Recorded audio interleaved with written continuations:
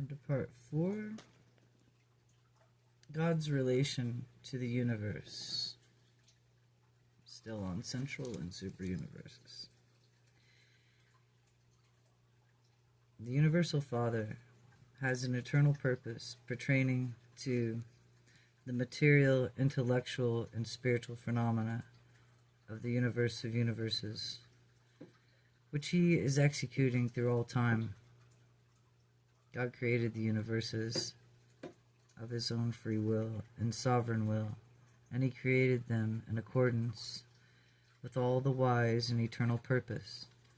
It is doubtably whether anyone except the paradise deities and their highest associates really know very much about the internal purpose of God, even in the exalted citizens of paradise hold very diverse opinions about the nature of the eternal purpose of the deities.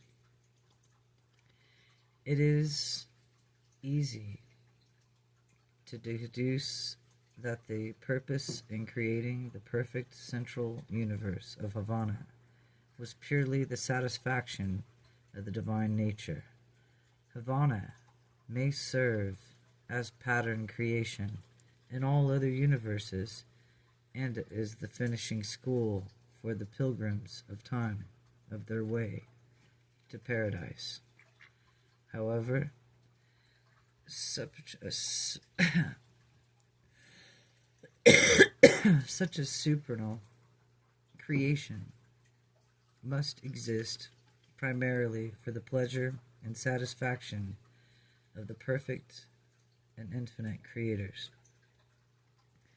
The amazing plan for the perfecting evolutionary mortals, and after the attainment of paradise and the corpse of finality, providing further training for some undisclosed future work, which may be seem to be at the present one of the chief concerns of the 7 superuniverses, of their subdivisions, as they ascension scheme for spiritualizing and training mortals of time is by no means the elusive occupation of the universe's intelligences.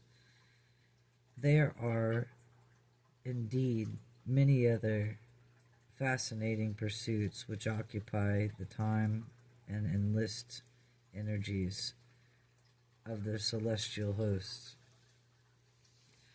1.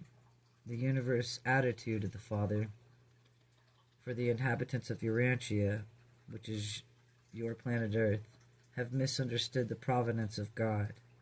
The providence of God is the divine outworking on your world, but is not the childish, arbitrary, and material ministry many worlds would have conceived it to be. The providence of God consists in the interlocking activities to the celestial beings and the divine spirits who, in accordance with cosmic law, unceasingly labor for the honor of God and the spiritual advancements of his universe children.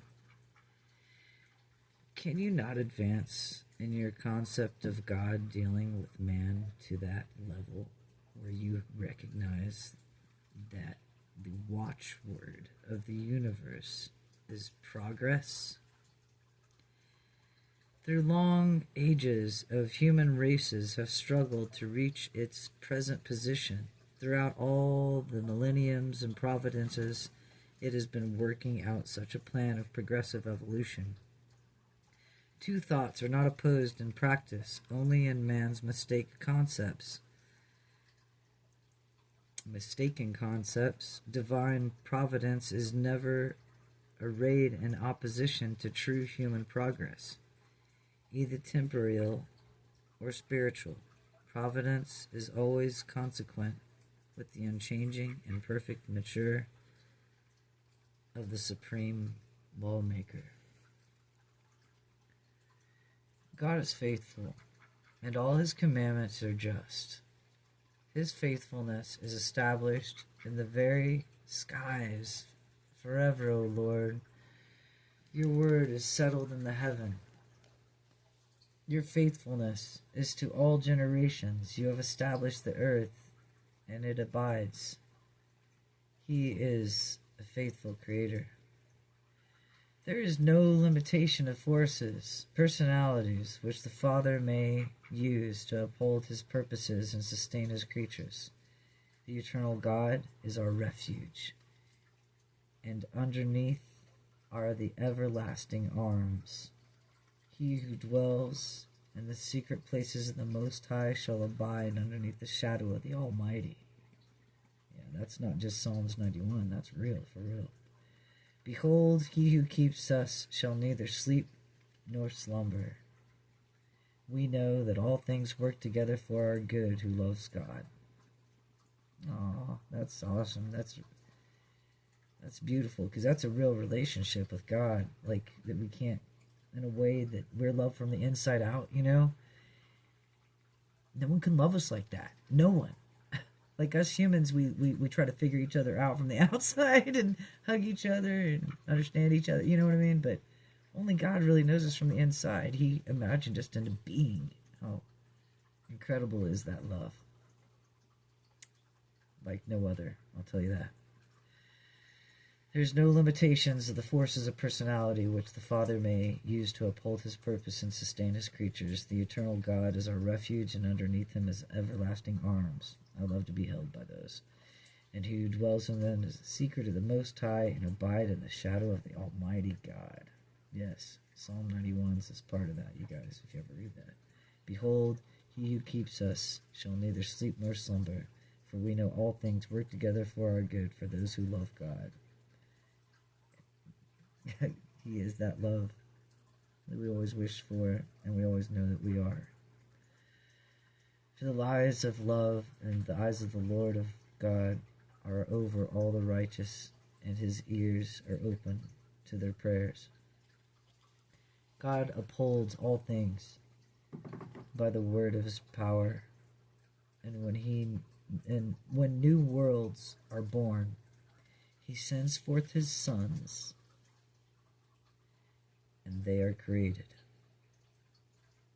God not only creates, but he preserves them all.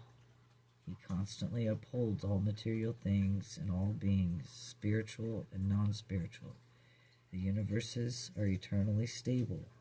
There is a stability in the midst of the apparent instability. There is an underlying order in the security in the midst of the energy upheavals and the physical cataclysms of the starry realms in which you're in. The Universal Father has not withdrawn from the management of these universes. He is not an inactive deity. He is very much so active. If God should retire as the present upholder of all creation, there would immediately occur a universal collapse. Except for God, there is no such thing as reality. Let me read that again, y'all. Except for God, there would be no such thing as any reality. It's true. No dimensions, no realms, no realities. Realities stand for realms. At this very moment, as during the remote ages of the past and the eternal future, God continues to uphold the divine reach, and it extends around the circle of eternity. The eternity is not a wound, the universe is not a wound up like a clock to run just as long as then to cease to function. All things are constantly being renewed. Even Christ said to renew your heart so you may be born again while you're alive, not after you die. Now, the Father unceasingly pours his energy and light and life into you. The work of God is literal and spiritual. He stretches out forth his hand over an empty space, and where there was nothing, everything comes forth.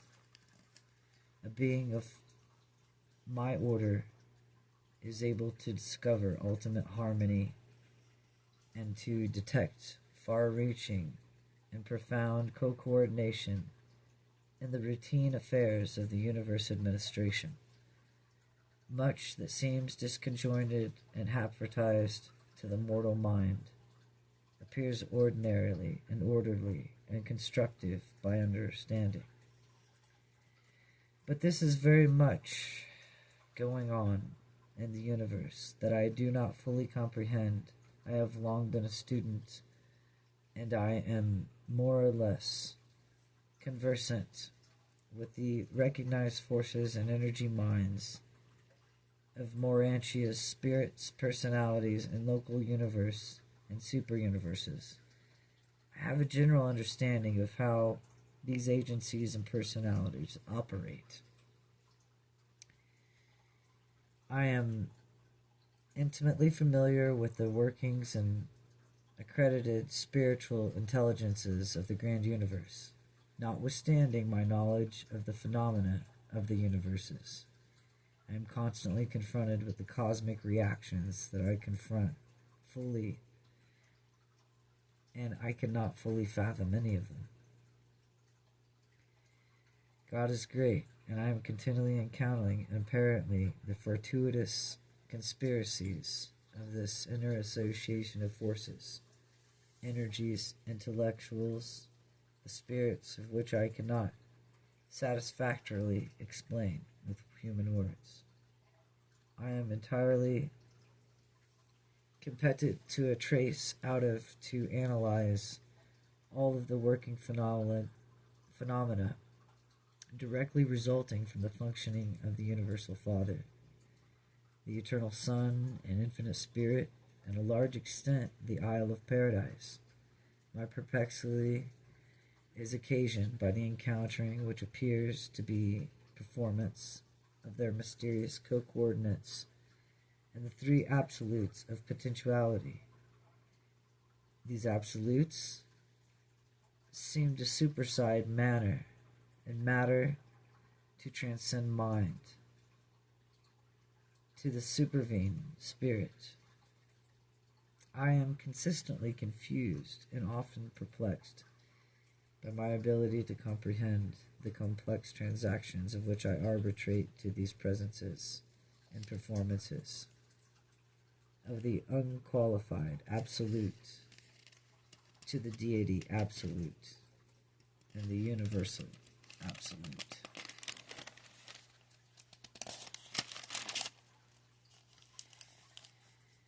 These absolutes must not fully be revealed presences aboard the universes in which the phenomena of space and potentiality and potency and the function of the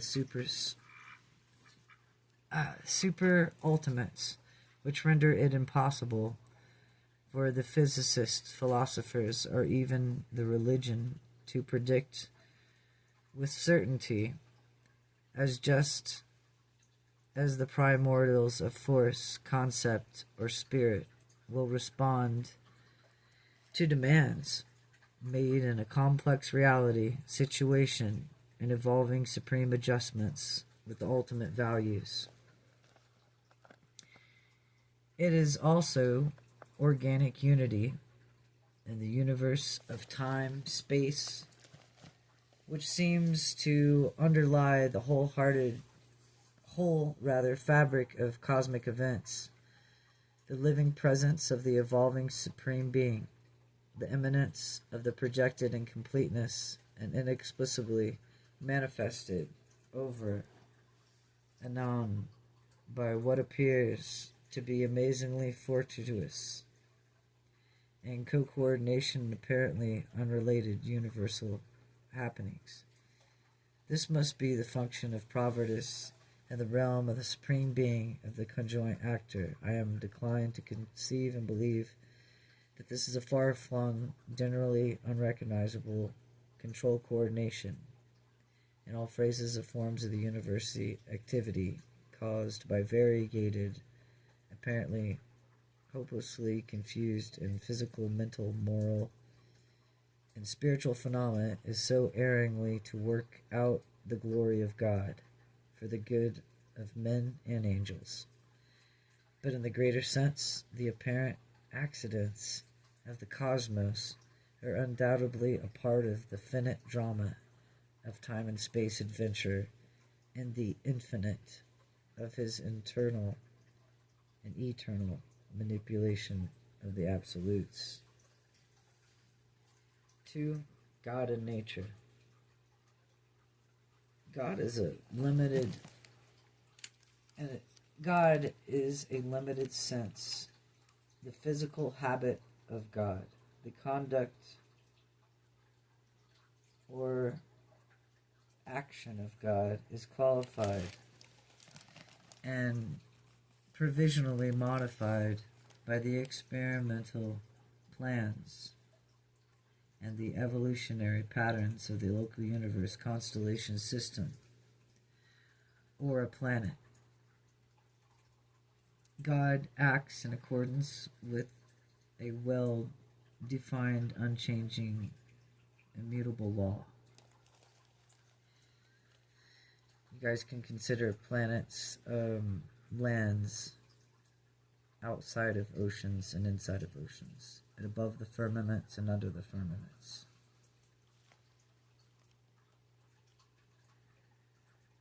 God acts in accordance with a well-defined, unchanging, immutable law, therefore the widespread master universe, but he modifies the patterns in his actions as so to contribute to the co-coordinated balance conduct of the universe, constellation system, personality in accordance with the local objects, aims, and plans of the finite projects of evolutionary unfolding. Therefore, nature, as mortal man understands it, presents the underlying foundation and fundamental background of changeless deity and immutable laws modified by fluctuating because of and experiencing upheavals through the working out of the local plans, purposes, and conditions which may have been inaugurated and are being carried out by the local universe constellation system and planetary forces and personalities. For example, as God's laws have been ordained in Nebadon, they are modified by the plans established by the Creator Son and the Creative Spirit of this local universe. And in addition to all the operation of these laws have been further influenced by the errors, defaults, and insurrections in certain beings resident upon your planet and belonging to your immediate planetary system of Satania. So you know, if you didn't know, now you know you're in Sector 6. This is where you humans reside at, is Sector 6 of Satania. Yes, and it does remind me of Saturn, too, whoever's thinking about that out there. Alright. Nature is a time-space relucent in two cosmic factors. First, the immutable perfection and the rectitude of paradise deity. And the second, the experimental plans, executive blunders, and insurrectionary errors, the incompleteness of development and the imperfection of wisdom of the extra-paradise creatures. For the highest to the lowest, nature therefore carries a uniform, unchanging, majestic, and marvelous thread of perfection from the circle of eternity, but in each universe and on each planet and in each individual life, the nature is modified, qualified, and perchance marred and by the acts and mistakes and the disloyalties of the creatures of evolutionary systems and universes. Therefore, must nature ever be a changing mood, whimsical, withal through stable underneath, and varied with the accordance of the operating procedures of a local universe. Nature is the perfection of a paradise derived by the incompletion, Evil sin is the unfinished universes. This co-coordinate is responsive and expressive of both perfection and partial of both eternal and temporal continual evolution, modifies nature, and augmenting the constants and context of the paradise perfection by diminishing the context of evil and disharmony of relativity and reality. God is not personally present in a nature, nor any forces of the nature, for the phenomena of nature is the superimposition of the imperfection of the progression of the evolutionary mind, sometimes consequences in the insurrectionary rebellion upon the paradise foundation of God's universal law. As it appears in such a world as Urantia, aka Earth, nature can never be adequate expression, true representation, the faithful portrayal of an all-wise and infinite God. Nature, on your world, is a qualification of laws, perfection by the evolutionary plans of a local universe. What a travesty to worship, because it is a limited, qualified sense and pervaded by God. It's limited, the worship here. I agree. It's the way the humans see God is not the best.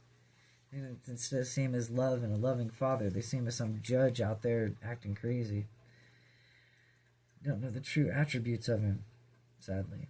Because it is a phase of universal and therefore it has pervaded the outlook from humans to God. It's perverse instead of having it be a natural understanding. So, what a travesty to worship nature because it is in a limited, qualified sense pervaded by God, because it is a phase of universal and therefore divine power. Nature is a manifestation of unfinished and incomplete and imperfect outworkings of the development, growth, and progress in the universe, experiment, and cosmic evolution. The apparent defects of the natural world are not indicative of any such corresponding defects in the character of God. Rather, are such observed imperfections merely inevitable stop movements and exhibition of the ever-moving reel of infinity, picturization. It is the very defect, interruptions of perfection, continuity, which make it possible for the finite mind of material man to catch a fleeting glimpse of divinity, reality in time and space. The material manifestations of divinity appear defective to the evolutionary mind, only because mortal man persists in viewing the phenomena of nature through natural eyes. Human vision is unanayed by Urantia motia, and by revelation its compensatory substitute on the other worlds of time, and nature is marred. Her beautiful face is scarred, her features are seared by the rebellion and the misconduct, the misthinking of the myriads of creatures who are a part of nature, but who have contributed to her disfigurement in time. No, nature is not God. Nature is not an object of worship. It goes along back with your idols. Humans don't worship idols, don't worship objects, don't worship the earth. It's not. These are beautiful things around us that have energy, but it's not an object to be worshipped. Just, there we go. Number 3, God's unchanging character. All too long has man thought of God one like himself, God is not. His thoughts are higher than your thoughts. His ways are higher than your ways. God is not and never was a jealous God. He is not jealous of man, nor any other being of his universe that is his children. Knowing that the Creator's Son intended man to be the masterpiece of the planetary creation, to be the ruler of his mind on that earth and in his soul, to see the sight of God's heart and to be dominated by that heart of God and by his own passions of the spectacle of his bowing down before idols of woods looks ignorant. To worship gold and stone and selfish ambition, these sordid scenes stir God and his sons to be jealous for man, but never of him. Like, sad that you guys are going down that road, and you know what I mean? Like, who would want to go down that material path of putting gold above God? That's pathetic. The eternal God is incapable of wrath and anger in the sense of these humans' emotions, and as man understands such reactions, these sentiments are mean and despicable. They are hardly worthy of being called humans, much less divine, and such attitudes are utterly foreign to the perfect nature and gracious characters of the Universal Father. God is beautiful and gracious, both. Much, very much, of the difficulty of which Urantia mortals have in understanding God is due to the far-reaching consequences of the Lucifer rebellion and the Calasticula. Never did like his name. God, I can't stand this. Sorry, guys, but brings back a bad memory, I guess.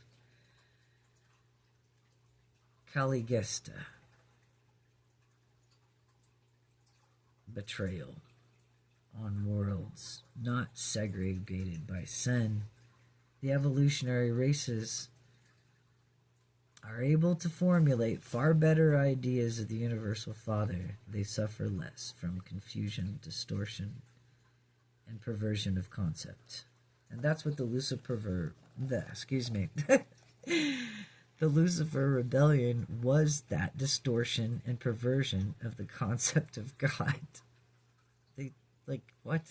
Right? Like, Caligesta helped lead Lucifer away. Anyway. I got memories that other humans don't, I guess. God represents of nothing has ever done, nor does or ever do. He is all-wise as well as all-powerful. Man's wisdom grows out of trials and errors of human experience. God's wisdom consists of the unqualified perfection of his infinite universe. Insight and divine foreknowledge executively directs creative free will. The Universal Father never does anything that causes subsequent sorrow or regret, but the will creatures of the planning and making of his creator personalities and the outlawing universes by their unfortunate choosing sometimes an occasion, an emotion, and divine sorrow, and the personalities of their creator parents, your earthly parents, in other words.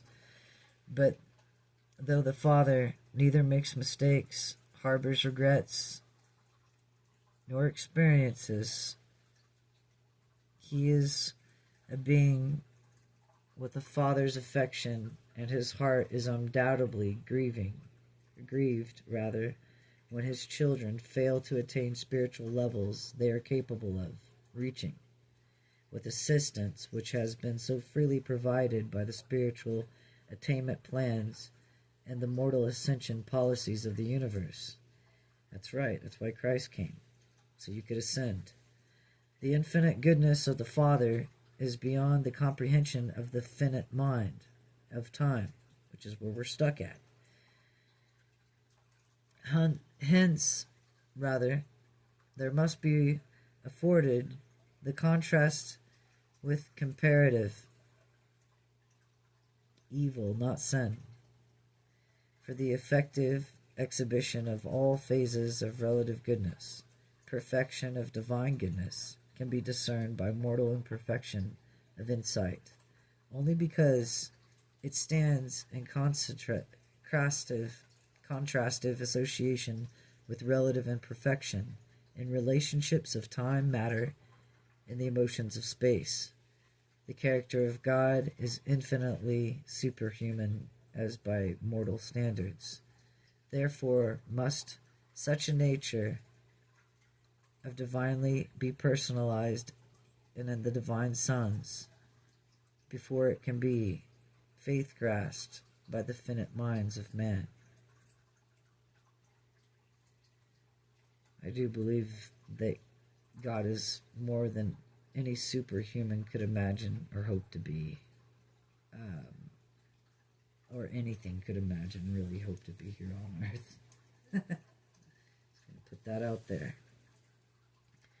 The realization of God is the only stationary and self-contained, the changeless being in a whole superuniverse of universes, having no outside, no beyond, no past, no future.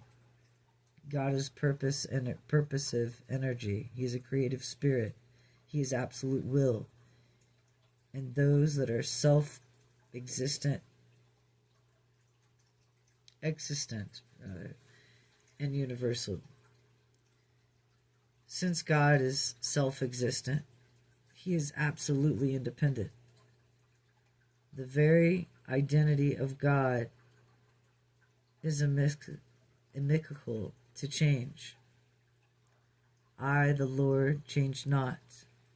God is immutable, but not until you achieve paradise status you can give and begin to understand how God can pass from simplicity to complexity, from identity to variation, from consequence to motion, from infinity to finitude, from divine to the human, from the unity to duality and trinity. And God can thus far modify the manifestations of his absoluteness because divine immutably does not imply their immobility. God has will. God, he is the will.